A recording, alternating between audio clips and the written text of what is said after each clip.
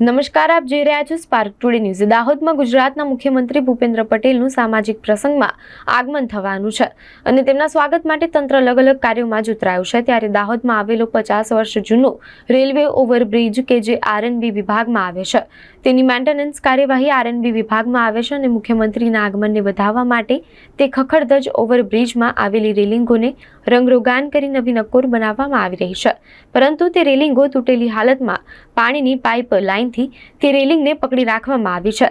બીજી બાજુ નીચેથી સુપરફાસ્ટ અને ગુડ્સ ટ્રેનો 100 કરતાં વધુ ગતિએ દોડે છે અને આવા સમયે તૂટેલી રેલિંગ પરથી કોઈ હાદસો બને તો તેનો જવાબદાર કોણ જેવો મોટો પ્રશ્ન ઊભો થઈ રહ્યો છે। બીજી બાજુ રેલવે વિભાગના અંડરમાં બ્રિજ પરથી ઉતરવા અને બ્રિજ ઉપર ચડવા રેલવેના મુસાફરો માટે સિમેન્ટની સીડી બનાવવામાં આવી છે, તે પણ ખખડધજ હાલતમાં છે અને જીવના જોખમે લોકો અહીંયાથી ચડ ઉતર કરી રહ્યા છે। ત્યારે અહીંયા અચૂકથી કોઈ ઘટના બને અને નિર્દોષ લોકો મોતને ભેટે તેવા સમયે તેના જવાબદાર કોણ ગણવા એ વિષય નગરજનોમાં ઉપજી રહ્યો છે।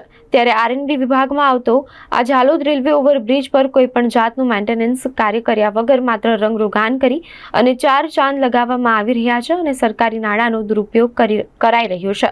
દાહોદમાં સ્માર્ટ સિટી અંતર્ગત કાયાપલટ કરવામાં આવે છે એ સારી બાબત છે। અહીંયા બ્રિજ ઉપર લોકો રાત્રિના સમયે પરિવાર અને નાના બાળકો જોડે બેસવા પણ આવે છે, ત્યારે કોઈ ઘટના બને ત્યારે જવાબદાર કોણ જેવો મોટો સવાલ ઊભો થઈ રહ્યો છે।